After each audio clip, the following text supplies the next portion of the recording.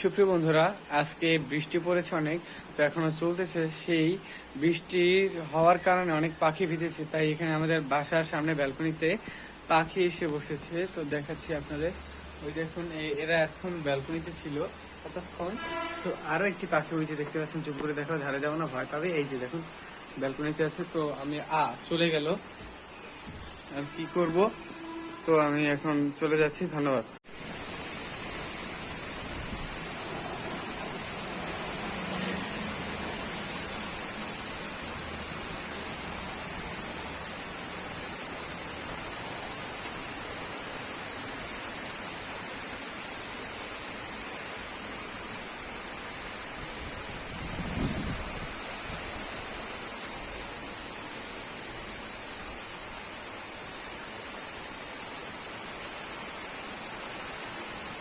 और कुछ नहीं है ना।